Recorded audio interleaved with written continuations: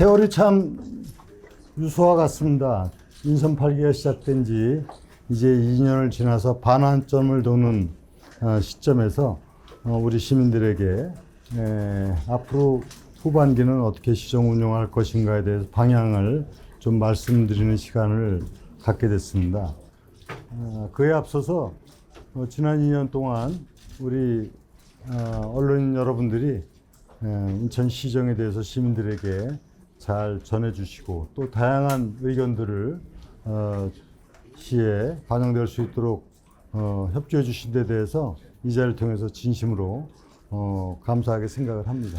민선 8기 후반기 시정 운영에 대해서 말씀을 드리겠습니다만 그에 앞서서 지난 2년 동안 우리 인천시가 어떻게 지금 일을 추진해 왔는지에 대해서 말씀을 먼저 드리겠습니다. 대체적으로 잘 아시겠습니다만 아주 압축적으로 제가 요약해서 말씀을 드리면 오랫동안 풀기 어려웠던 수건 사업들을 풀어낸 몇 가지 사항을 예시로 든다면 일단 대표적으로 우리 시민들의 그 체감도가 높은 것 중에 하나였지만은 영종 지역 주민들 복도면까지 포함해서 여기에 영종대교, 인천대교 통행료 무료화가 이루어지고 또 공항철도를 9호선 직결하는 사업을 합의를 이끌어내는 일이 있었습니다. 그 외에도 인천대로를 지하화하고 하는 사업을 중심으로 해서 인천대로 일반화 사업이 착공을 하고 지금 사업이 추진되고 있습니다. 캠프마켓이 전 면적이 인천으로 반환이 돼서 이를 어떻게 시민의 유익한 공간으로 만들어가는 사업이 지금 추진되는 상황이 있고 또 강화와 서해 5도 접경지역 개혁을 조반계선을 확장하는 이런 일들을 이제 현안을 푸는 사항으로 말씀드릴 수 있습니다. 무엇보다도 제가 중시하는 게 사실은 미래입니다. 인천시정의 그 가치, 방향 이걸 얘기할 때 항상 오직 인천, 오직 시민, 오직 미래라는 말을 빼놓지 않고 얘기해 오고 있고 인천의 꿈, 대한민국의 비전을 얘기할 때도 저는 미래에 초점을 맞추고 있습니다.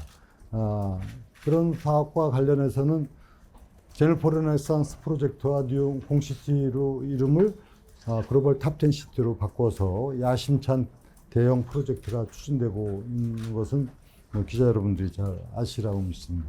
또 제동포청을 유치해서 인천이 글로벌 도시로 나가기 위한 발판을 마련했고 지금 이제 웰컴 센터나 비즈니스 센터 그리고 얼마 전에 발표했지만은 뭐 제동포 타운이라든가 또 제동포 그 무역 센터 건립 등 이런 계획을 갖고 추진하고 있습니다. 무엇보다도 인천이 이제 300만 인구 시대를 열면서 GRDP 104조를 달성해서 대한민국 제2의 경제 도시가 되었다는 것도 민선 8기 전반기에 있었던 일이고 특히 우리의 경쟁력 있는 분야를 조금 더 집중적으로 발전시켜 나가는 필요성이 있기 때문에 이 대표적인 게 바이오 그래서 삼성이나 사토리오스와 같은 굴지 회사들이 이 사업에 조금 더 적극적으로 참여할 수 있도록 하고 또 바이오와 관련해서는 지금 바이오 클러스터가 계획대로 진행이 되고 있다는 말씀드립니다. 무엇보다도 인천의 미래를 위해서 행정의 편의성이라든가 효율성이라든가 시민들의 더 나은 행정 여건을 마련해서 지방행정 체제 개편을 완성을 해서 내후년이면 이제 제물포구 영종구 검당구가 새로 탄생하는 행정체제 개편을 이루어냈고 또 우리 시 청사 신축이 지금 진행이 되고 있고 시의 모든 공공 청사를 전면적으로 다 조사를 해서 지금 개편 작업이 이루어지고 있는 것도 인천의 미래형 행정 체제를 새롭게 하기 위한 사업입니다.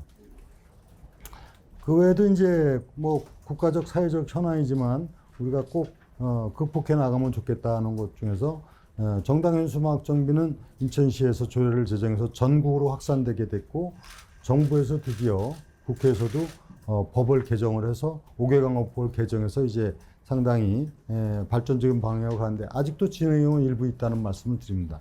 그 출생 정책을 인천시에서 1억 플러스 아이드림 정책으로 일단 이제 출발을 했는데 정부에서도 인천시 정책에 대해서는 호응을 하고 있고 이제 곧 이게 7월부터 시행을 합니다.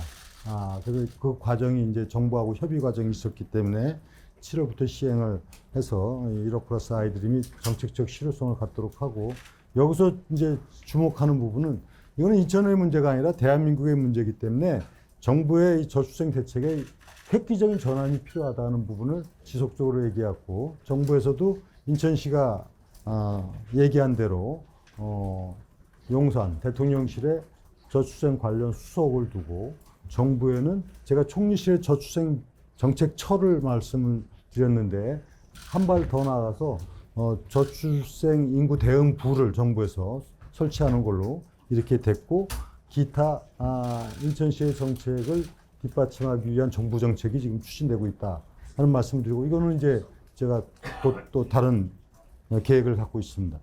그리고 지방행정 체제 개편을 했는데 이것도 역시 지방정부가 주도한 그런 행정체제 개편이라는 큰 의미가 있습니다. 정부가 주도해서 한 게 아니고 우리가 이 제안을 하고 이것이 됐다는 부분에서 또 하나 의미를 갖습니다. 이러한 이제 뭐 적지 않은 성과에도 불구하고 대형 프로젝트 우리가 장기 이 미래 성장 동력을 찾는 과제에 있어서의 조금 더 가시적 성과를 내야 되는 문제라든가 그리고 시민들이 현장에서 느끼는 민생 또 복지 이런 부분에서의 체감 지수를 높이는 이런 과제를 남기고 있다 이렇게 저는 진단을 합니다. 그래서 민선 8기 후반기 시정은 이 부분에 좀 더 주력을 하고 초점을 맞추고 과감한 정책을 추진하겠다.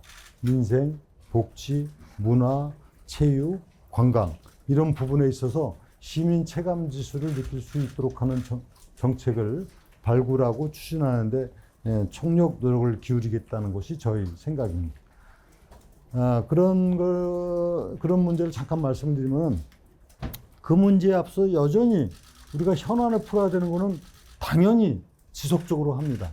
아까 말씀드린 뭐 인천대로 일반화나 이런 부분은 지속적으로 추진돼야 되는 부분이지만은 경인전철 지하화가 아주 가장 중요한 현안이다. 그래서 이거는 국가 선도 사업으로 정해질 수 있도록 총력 집중해서 경인전철 지하화, 이와 함께 경인고속도로 지하화 이것을 가장 중요한 현안 과제로 인식을 하고 또 지금 추진되고 있는 인천발 KTX가 적게 개통하는 문제라든가 GTX 지금 착공된 B 노선 또 지금 정부 계획에 의해서 내년도 이제 이 부분에 대한 광역철도망 계획이 포함될 D2 노선 이런 그다음에 5호선 연장 문제 이런 현안에 대해서는 지속적으로 차질 없이 될 수 있도록 노력을 하겠다는 말씀드립니다.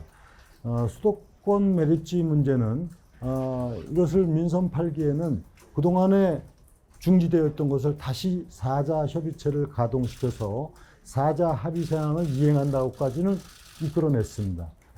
지금 대체 메리지 공모 사업이 진행 중에 있는데 곧 4차 공모 사업에는 조금 더 다른 방식을 지금 검토를 하고 있기 때문에 이 문제도 4자 합의 사항이 이행될 수 있는 방안으로 추진을 해 나가겠습니다. 그 외에도 이제 대형 현안 사업들, 송도 6809라든가 또 시티타워 문제라든가 이런 부분들이 속도감 있게 차질 없이 추진될 수 있도록 해 나가고 또 고등법원이나 해사법원이 21대 국회에서 처리가 되지 못했는데 22대 국회에서 처리될 수 있도록 해 나가겠습니다. 그 외에도 이제 행정체제 개편이 이루어지는데 이 준비가 굉장히 잘 해야만 차질 없는 이제 새로운 구 체제를 출범시킬 수 있기 때문에 앞으로 2년 동안 착실히 준비해서 새로운 행정체계 개편이 인천의 또 균형 발전과 미래를 열어가는 동력이 되도록 하겠습니다. 함께 방위식 명칭이 지금 부별로 남아있는 거는 이제 지금 인천에 서구밖에 없게 됩니다. 그래서 이것도 방위 명칭을 개편하는 것을 추진을 해서 대한민국에서 특별시 광역시 중에서 방위 명칭이 없는 유일한 도시가 인천이 되도록 하겠습니다. 이게 별거 아닌 것 같지만은 사실상의 지역의 정체성 문제라든가 지방자치의 본질의 부분에 있어서는 굉장히 중요한 의미가 있다. 그 말씀을 드리고, 근데 아직도 그걸 잘 모르시는 분들이 일부 계십니다. 인천의 남동구는 방위 명칭이 아닙니다. 동자는 동력 동자가 아닙니다. 고을 동자, 동네 동자이기 때문에 그건 방위 명칭이 아니라는 것도 이 자리에서 참고적으로 여러분들은 다 아시지만 말씀드립니다. 그 다음에 이제 아까 얘기한 대로 미래를 위한 핵심 주요 프로젝트들이 좀 더 속도감 있게 그리고 역동적으로 추진될 수 있도록 해나가겠다. 투자 유치 부분은 제가 글로벌 탑 10 시티의 핵심이 투자 유치입니다.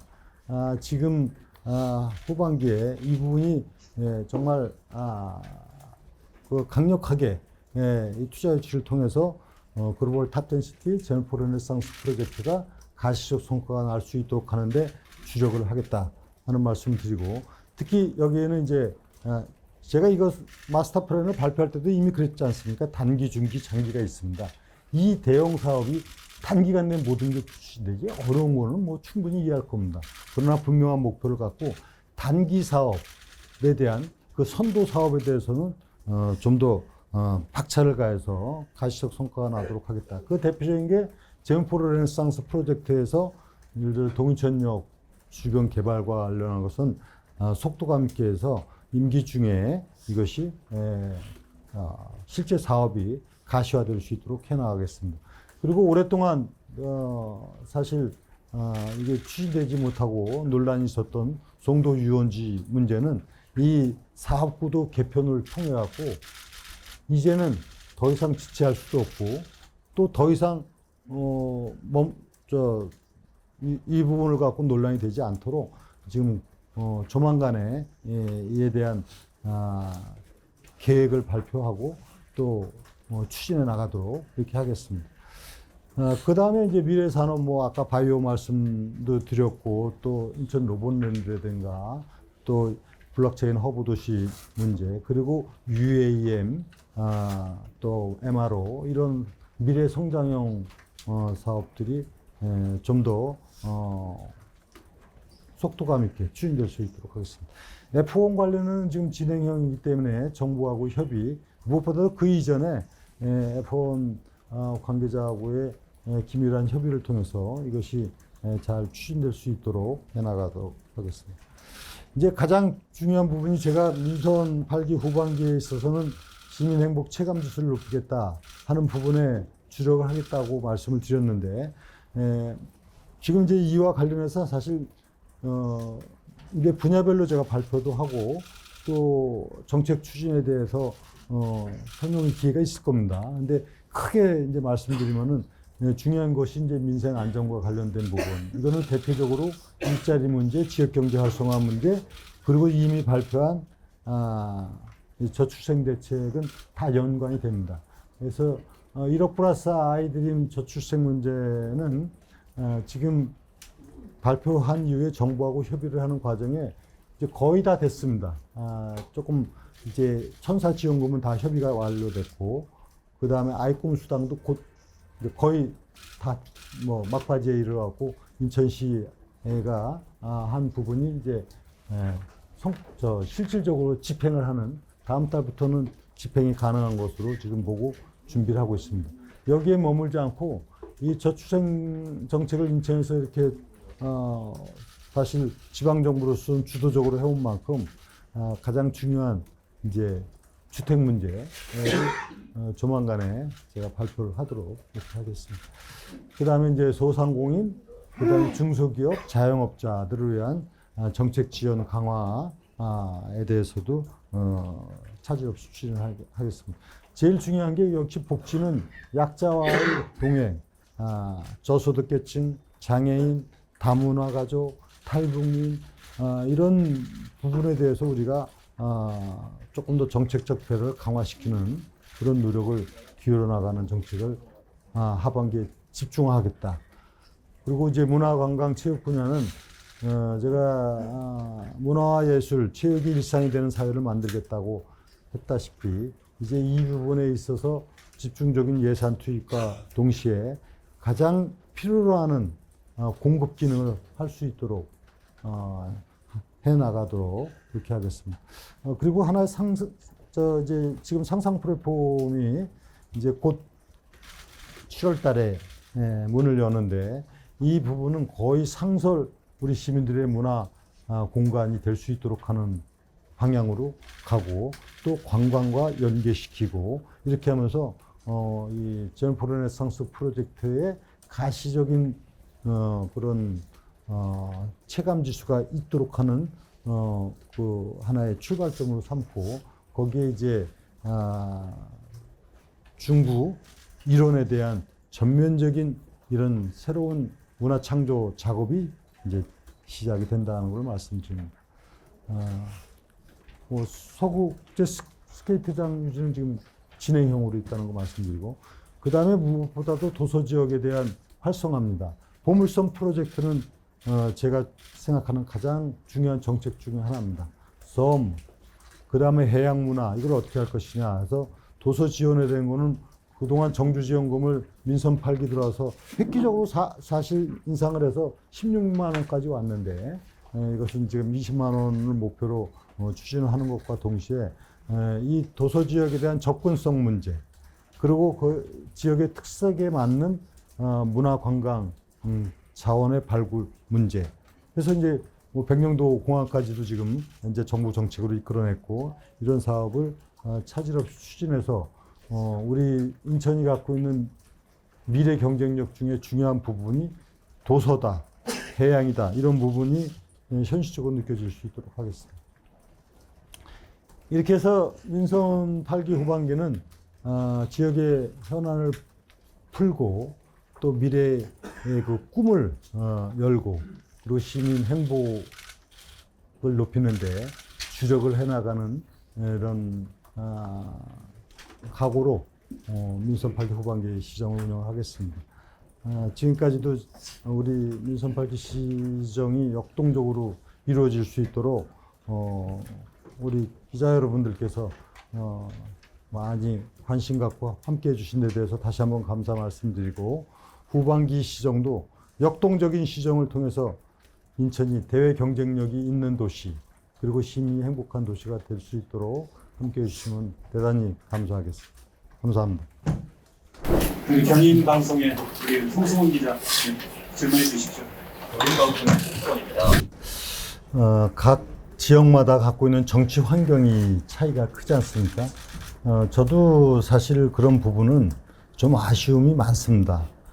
우리나라의 그 독특한 정치 환경이 사실 영남, 호남이 정치적 중심적 역할을 하는 것은 강력한 그 정치 환경 때문에 그렇습니다. 그런 부분이 이 수도권이 오히려 역차별을 받는다 하는 그 논란을 야기시키는 상황까지도 있는 것도 사실인데 저는 뭐 그런 문제는 어떻게든지 우리가 오직 인천만을 생각하고 시민만을 생각한다는 이런 마음으로 정치 환경은 우리가 극복해 나가는 노력이 필요하다는 생각을 갖고 민선 뭐 6기 때도 그랬고 8기 들어와서도 그렇지만은 여야 정치권하고 저는 그야말로 정당을 떠나서 협력 관계를 구축해 오고 있는 것은 사실입니다.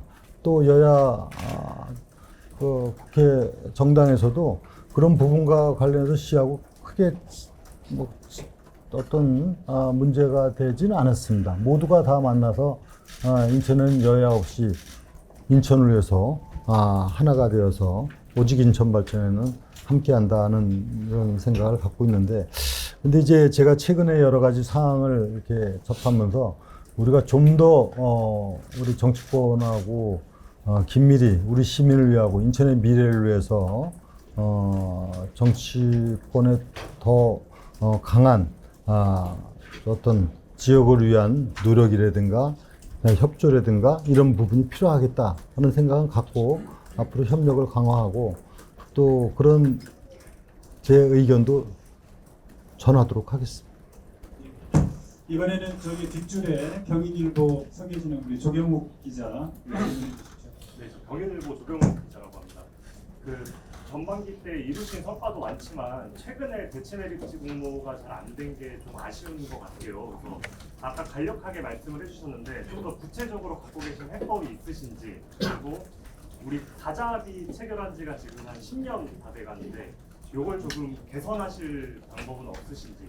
네, 그 말씀을 드리겠습니다. 사실 수도권 매립지 문제는 제가 민선 6기 시장이 되자마자 이 문제를 사실상 저로서는 혼신의 노력을 다해서 가장 최적의 방안으로 해법을 제시했고 또 풀어왔다. 이건 뭐 자신 있게 말씀을 드립니다. 그동안에 어디도 접근되지 못했던 것을 사자 협의체를 구성해서 합의사항을 이루어낸 겁니다. 대체 매립지를 조성해서 그걸 종료시킨다. 그 다음에 이 매립지를 전체 인천시로 이양한다. 매립지 관리공사를 인천시에 이관한다. 그리고 매립지 반입 수수료에 가산금을 붙여서 인천에 넘긴다. 이건 사실 그 전에 어느 누구도 제시해 본 바도 없었던 일 아닙니까? 그래서 실제적으로 많이 이뤘어요. 사자 협의체가 구성이 돼서 논의해갖고 이제 그 진행을 했고, 그 다음에 매립지의 상당 부분이 1, 2매립지의 상당 부분이 인천시로 이미 이양됐습니다. 208만 평이죠 아마. 그리고 중요한 반입 수수료에 가산금을 붙여서 인천시에 오는 게 그 당시 첫해 7, 800억부터 해서 지금은 매립량이 줄어갖고 많이 이제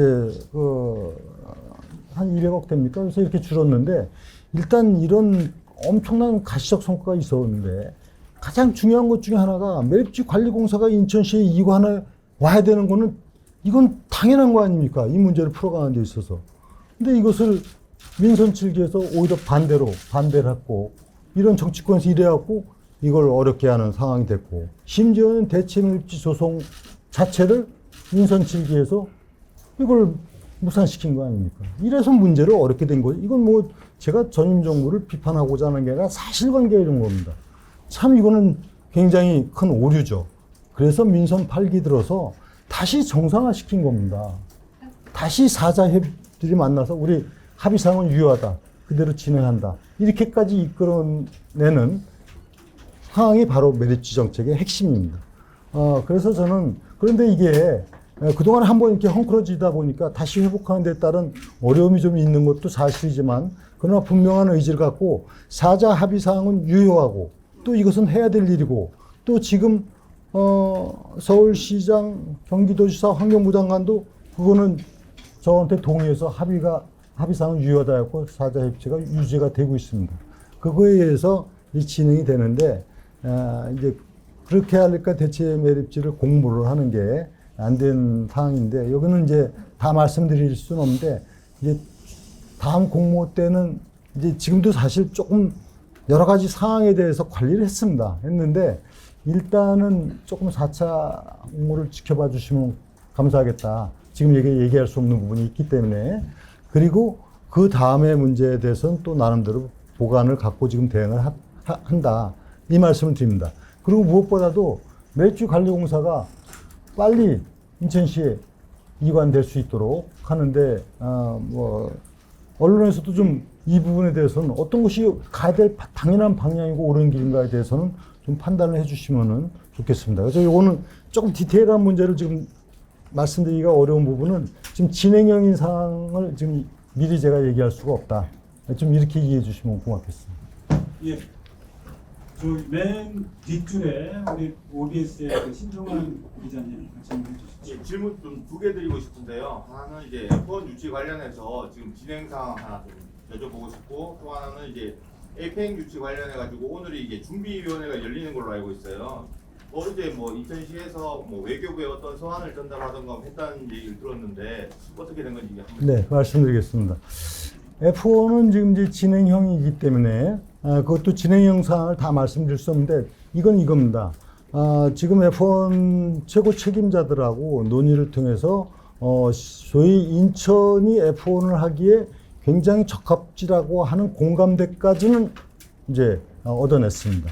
이제 문제는 그 후에 실질적으로 추진하기 위한 그 소위 말하면 도심 서킷에 대한 설계의 문제라든가 또 앞으로 MOU를 체결하게 되면 그 조건의 문제라든가 그리고 정부하고 협의, 국제경기 유치에 관해서는 정부의 협의가 필요하고 이런 문제라든가 이런 문제가 남겨 있기 때문에 제가 이 부분을 지금 구체성 있게 얘기 드리기는 어려운데 협의를 해서 금년 안에 MOU가 체결되고 또 우리 인천에서 하는 부분이 추진될 수 있도록 지금 최선을 다하고 있고 이 과정에 뭐 일부 시민단체들과 우려하는 목소리도 잘 알고 있습니다. 이 과정 속에서 이 문제가 어떠한 효과를 가져왔고 어떠한 또 인천의 미래의 그 브랜드 가치를 높이느냐 하는 부분은 잘 설명해 나가도록 하겠습니다. 그 다음에 APEC 관련해서는 뭐 엊그저께 제가 여기서 말씀을 드렸습니다만 참 아쉬움이 큽니다. 그리고 2년 동안 우리 시민들이 많이 열정을 갖고 함께 해주셨는데 그냥 송구하기도 합니다. 또 기자 여러분들도 그 얼마나 이 문제에 대해서 많이 같이 응원해 주신 것도 잘 알고 있습니다. 하여튼 이 문제는 그래서 제가 지난번에 말씀드린 대로 이걸 갖고 인천시의 이유 있는 저희 나름대로 이 부분에 대한 불만 또는 잘못됐다고 하는 의견은 그거는 저는 뭐 그 객관적으로 상식적으로 볼 때 우리 주장이 맞다고 하는 생각을 갖고 있기 때문에 이제 그때 말씀드리기를 이 부분에 대해서 정부하고 다시 협의를 하겠다 해서 외교부 장관을 만나서 이렇게 하는 부분을 얘기해 드렸고요. 근데 그때 이제 당초에 빨리 하려고 했는데 외교부 장관이 해외 출장 중에 엊그저께 돌아왔습니다. 그래서 이 문제를 이제 논의하고자 했는데 또 화재 사건으로 외교부가 그 이제 외국인들이 많이 사망을 해가지고 그날 당장에 하기가 어려워서 저 일정 관계가 있고 그래서 일단 전화로 충분히 이 얘기를 나눴고 또 인천시에서 공식적으로 공문을 통해서 인천시의 그 입장 그리고 외교부의 앞으로의 대응 이 부분에 대해서 답변을 요구하는 공문도 보내고 장관하고도 얘기 나누고 이런 단계입니다. 글쎄 제가 어떻게 말씀을 드려야 될까요?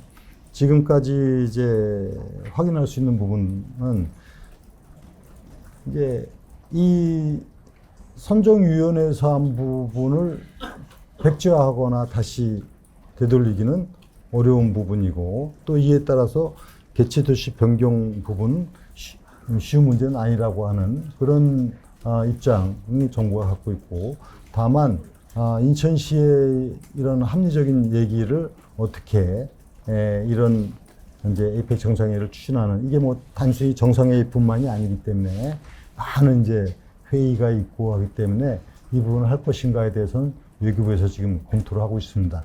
1차적으로 선정위에서 얘기할 때는 이제 뭐 분산 개체 이런 용어를 썼는데 이제 외교부에서도 이 부분은 뭐 당장에 오늘 내일 이거다까지는 그렇게 구체성 있게 안 나오지만 충분히 인천시에 이유 있는 항변에 대해서는 외교부도 신중하게 지금 검토하고 있고 뭐 그런 게 계속 지금 오고 가고 있습니다. 그런 정도로 좀 이해해 주시죠. 그 이종일 이데일리 우리 이종일 기자님. 시장에 오늘 이제 후반기 하실 것도 많이 발표하셨는데요. 다 하긴 좀 어려운 부분도 있을 것 같다는 생각이 드는데 만약에 이 중에 한 가지만 해야 한다고 한다면 다른 거는 다 하나만 해야 한다면 시장님 어떤 거를 하시고 싶은지 그 나름의 이제 목표일 수 있죠. 임기 동안 그거는 무엇인지 궁금하고요. 왜 그것을 선택했는지 하고 남은 임기 동안 그럼 예를 들어 올해는 그러면 어떤 절차를 어떤 방법으로 그 사업을 진행할 것인지 설명해 주셨으면 좋겠고 또 하나는 5호선 원장 그 협의가 아직도 마무리가 안 됐는데 언제쯤 될 수 있는지 어떤 문제가 있는지 같이 알려주시죠. 네. 그 제일 어려운 질문을 하셨어요. 뭐 한 가지만 딱 어떤 걸 역점을 두느냐. 근데 사실은 어느 한 가지 중요하지 않은 게 없습니다. 제가 어느 한 가지를 얘기하게 되면은 그러면은 거기에 초점 맞추고 나머지가 제가 생각하는 후순위가 되는 거로 오해될 수가 있는데 제가 생각하는 건 그겁니다. 저는 오직 인천, 오직 시민, 오직 모래라고 하는 제 굳건한 신념을 갖고 시정을 펴나가는 사람입니다. 그래서 저는 만약에 굳이 그러면 저는 미래에 초점을 맞춥니다. 제가 그런 얘기를 해왔지 않습니까? 저는 다음 선거를 의식하는 사람이 아니고 다음 세대를 생각하는 사람이다. 이것이 저의 정치인으로서의 인천시장으로서의 양심입니다. 그래서 굳이 얘기한다면 미래에 부끄럽지 않은 인천시를 제가 만드는데 저는 총력을 기울이겠습니다. 지금 당장에 그 부분이 안 보일지라도 훗날 유정복이 이렇게 인천의 앞날을 생각하거나 평가받는다면 저는 그것이 최고의 저한테는 큰 영광이라고 생각합니다. 그래서 중요하지 않은 건 없어요. 근데 예를 들어서 지금 가령 철도 문제다 뭐 다 중요하죠. 근데 이 문제는 사실은 약간 시간의 문제가 존재할 수 있는 부분이거든요. 그 정부하고 협의 문제가 있고. 그러나 우리가 미래를 열어가기 위한 거는 이건 시장의 강력한 의지를 바탕으로 합니다.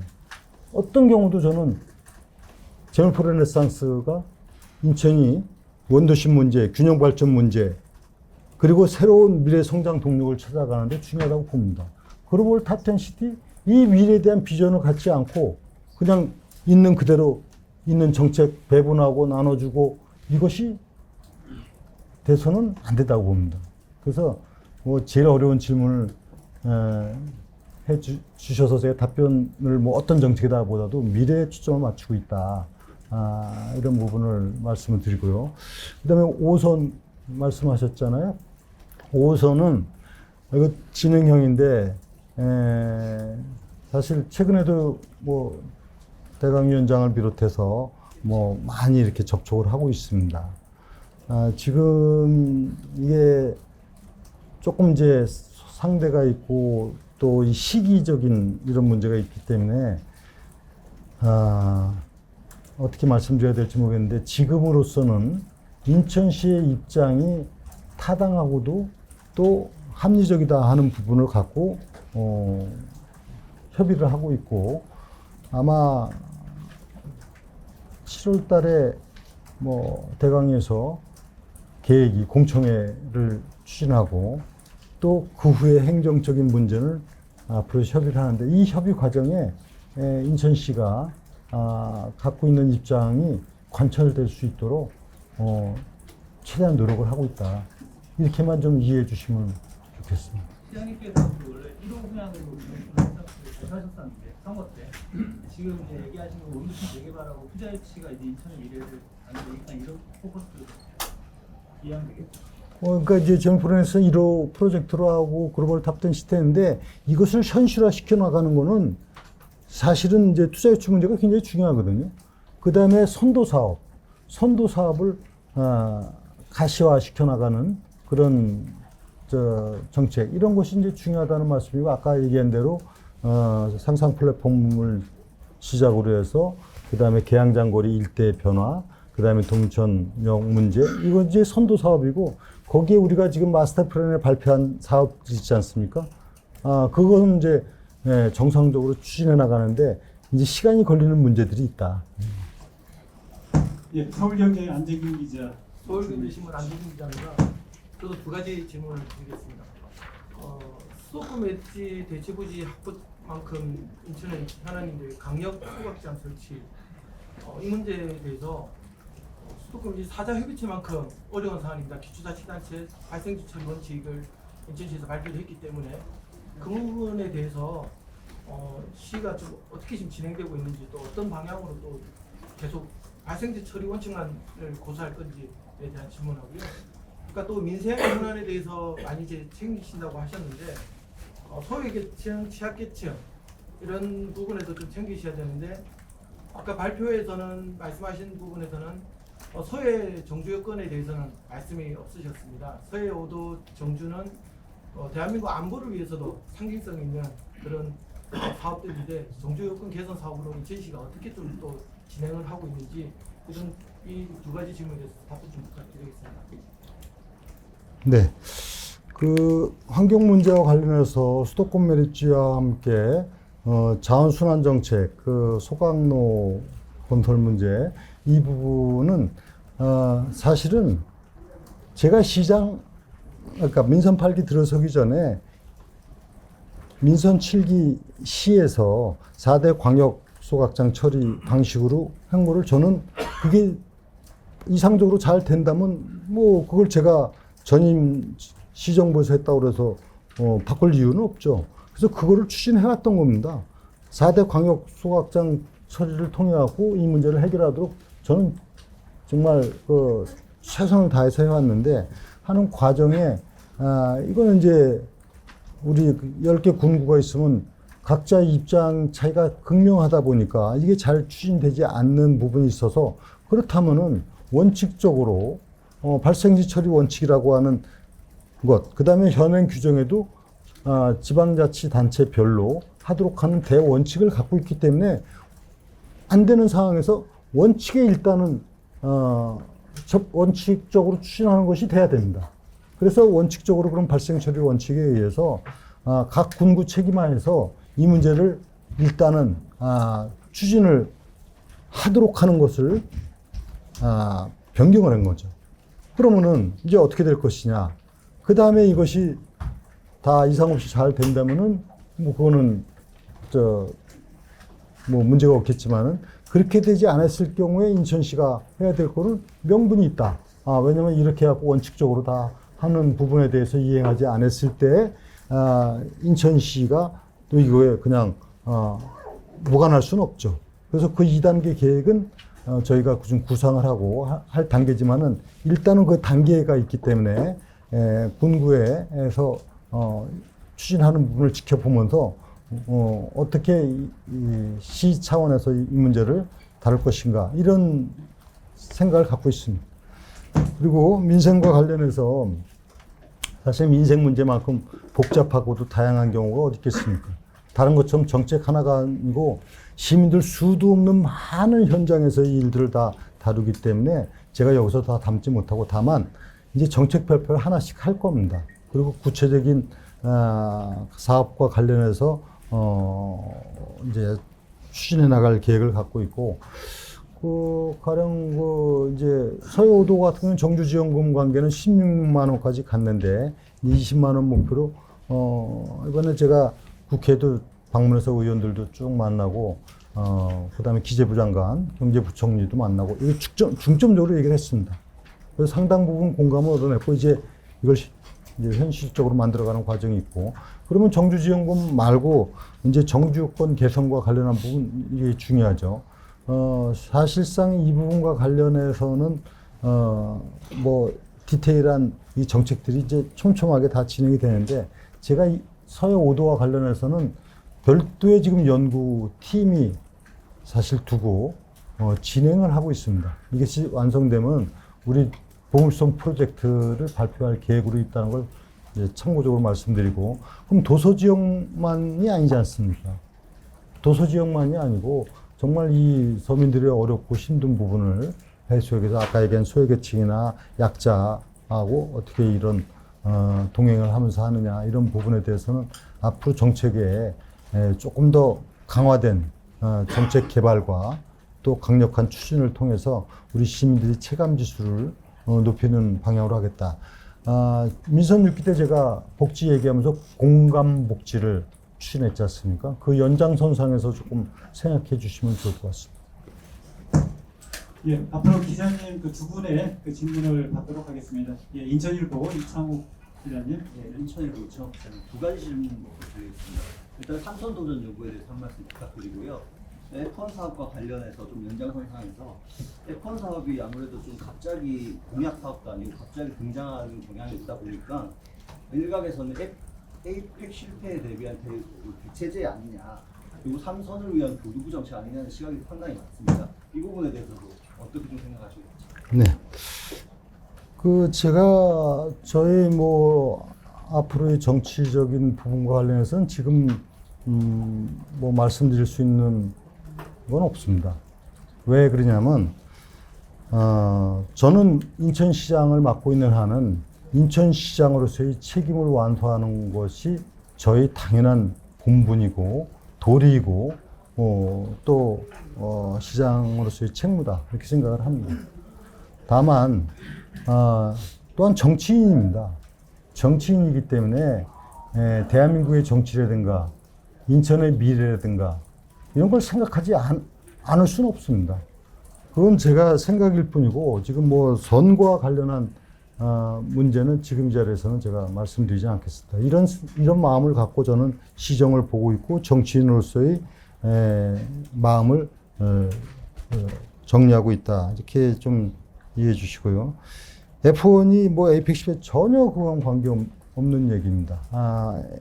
에이펙과 관련해서는 아시다시피 2년 동안 우리는 혼신의 노력을 다 해왔고 F1 자체가 사실 그 진행 과정을 보면은 이게 이제 F1에서 뭐 서울시장도 만나고 부산시장도 만나고 그동안에 접촉들이 쭉 있었습니다. 근데 결과론적으로 거기엔 타당하지 않다 하는 문제가 확인이 되면서 이거는 할 수 있는 데는 인천이다 해서 제가 여기에 접촉을 하고 또 처음에는 굉장히 의아스럽게 생각했었지만은 지금은 이제 인천이 적지라고 하는 공감대까지는 얻었다고 제가 말씀을 드렸고 또 이것도 아시아의 많은 나라들이 지금 이 F1 이 유치를 위해서 F1 경기 유치를 위해서 나서고 있는 상황이기 때문에 제가 굉장히 조심스럽습니다. 그러나 아까 말씀드린 대로 향후 우리가 해야 될 일을 잘 진행시켜서 한다면은 뭐 이 효과를 어떻게 보느냐에 달라지고 이것이 어떻게 진행되느냐에 달라지겠지만은 F1이 갖고 있는 경쟁력은 굉장히 큰 것은 제가 알고 있습니다. 예, 황강건 기자, 그다음에 한국일보 이완직 기자 손 들어주셨는데요. 그래 황강건 기자 먼저 들었습니다. 예, 질문해 주시고. 예, 경기도 황남건입니다. 영종도 주민의 인천대교 통행료 무료화를 성과로 말씀하셨는데요. 경인고속도로 통행료 무료화는 진행 상황이 어떤지 궁금합니다. 예. 경인고속도로 통행료 무료화가 인천에서 한 20년 동안 계속 주장해왔던 부분인데 이 부분이 아직 안 돼서 제가 국토부 장관하고 이제 원희룡 장관이 국토부 장관 할 때도 특단의 방안을 강구하자 이렇게 협의까지 해왔습니다. 그거 다 아시겠습니다만 이 고속도로 통행료가 건설비의 2배를 초과할 때는 통행료를 이제 받지 않는 규정이 있는 반면에 통합체산제에 의해서 전국의 고속도로가 같은 차원에서 운영을 하는 이런 모순된 두 가지 규정에 의해서 있습니다. 그런데 제가 작년에 발견을 한 게 이 통합재산제 그게 법률이 아니라 시행령인 걸 알게 됐습니다. 그래서 이거는 국회법을 개정하지 아니하고도 가능하다. 정부의 의지만 있으면 된다. 그래갖고 정부하고 지금 협의를 하고 있는데 이제 정부에서도 이런 거죠. 지금 통행료 징수가 고속도로 건설비 2배를 상회한 데는 바로 경인고속도로하고 울산 두 개가 있습니다. 그래서 이제 다른 시도하고의 문제 이런 거를 어떻게 할 것이냐 하는 데서 논리를 그것만 갖고 부족하다. 그래서 저는 경인고속도로는 이미 고속도로의 기능을 사실상 많이 상실한 부분이 있고 그 다음에 이것이 앞으로 일반 도로화 하는 부분에 있기 때문에 이거에 대한 선제적 조치라고 하는 명분이 있다. 이렇게 지금 협의를 하고 있습니다.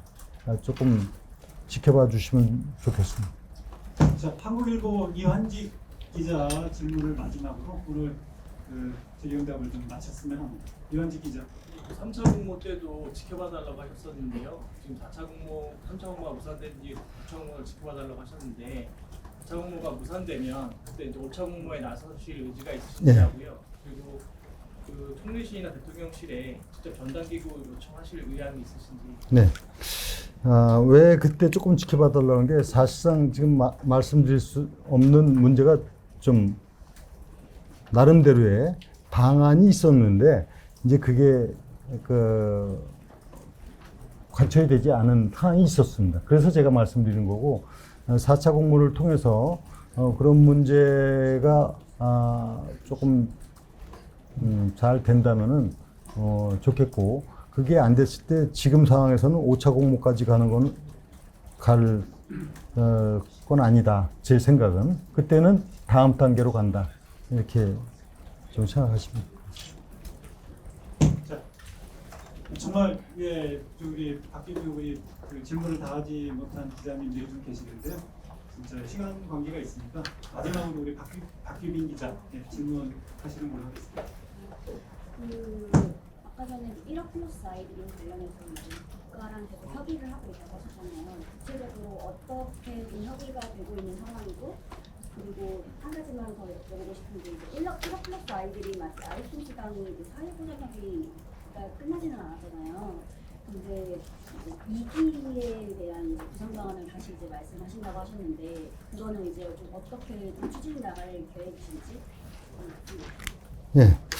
그 1억 플러스 아이드림 추진 사항은 제가 발표를 하고 나서 그 다음에 진행 과정은 일단 그 임산부에 대한 지원금 오케이. 그 다음에 또 천사 지원금 오케이. 거기까지 다 협의를 이끌어냈습니다. 이제 아이꿈 수당 8세부터 18세까지 지원하는 이 부분과 관련해서 여러 가지 협의를 해왔고 직접 제가 뭐 장관한테도 얘기하고 보건복지부 차관 여기 오기도 하고 이런 협의 과정을 거쳐서 아까 말씀드린 대로 뭐 사실상 거의 이제 완성 단계에 있다.